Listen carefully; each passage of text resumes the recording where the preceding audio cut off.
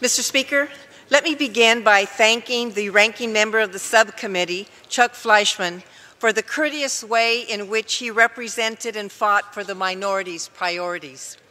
The negotiations on the DH funding bill were among the hardest I have experienced to date. Although we did not win every battle, we won many. We prevented new funding for immigration enforcement field personnel. We secured funding to increase detention facility inspections from once every 3 years to twice a year. We won funding to increase detention facility compliance with the Prison Rape Elimination Act, to provide more victims assistance specialists, and to expand the Alternatives to Detention program, including $30.5 million for family case management. We held firm on a provision to prevent ICE from using information from the Office of Refugee Resettlement to detain and remove sponsors of unaccompanied children. And we improved transparency by requiring ICE to make information public about the numbers and categories of people in its custody. While I am not happy with the outcome on border fencing, we did limit funding for border fencing to only $1.375 billion, no higher than last year. We also won protections for several ecologically sensitive areas in Texas.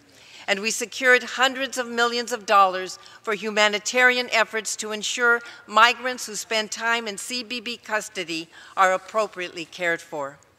Our bill also has large investments in equipment to detect drugs and other contraband at our ports of entry, where the real threat lies. The bill funds 600 new customs officers to help facilitate commerce and reduce wait times at the ports. The bill also includes funds for the Coast Guard's first heavy icebreaker in 40 years and provides robust support for FEMA preparedness and disaster response grants.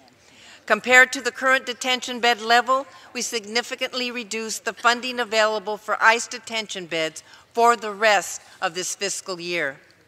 Unfortunately, we were unable to reach agreement on how to prevent OMB from giving ICE a blank check for detention beds during continuing resolutions, and we were unable to effectively prevent DHS abuse of its transfer authority to increase detention beds.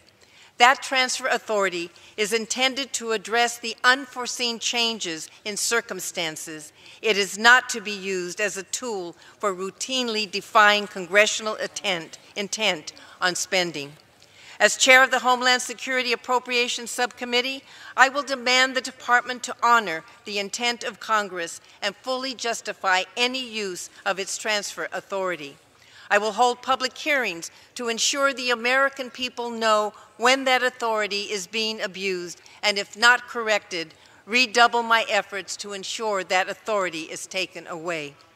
While not a perfect bill, the only alternative to this negotiated bill is a year-long CR, which would not only include DHS, but all the civilian departments and agencies for which the bill before us has significant new funding initiatives important to Democrats and Republicans alike. The fact is, federal agencies need full-year funding bills if we expect them to carry out their missions effectively, especially after the trauma of the longest partial government shutdown. It is time to put FY19 behind us so we can start in earnest on FY20 and the oversight opportunities it provides. I urge my colleagues to vote for the bill, and I yield back the balance of my time.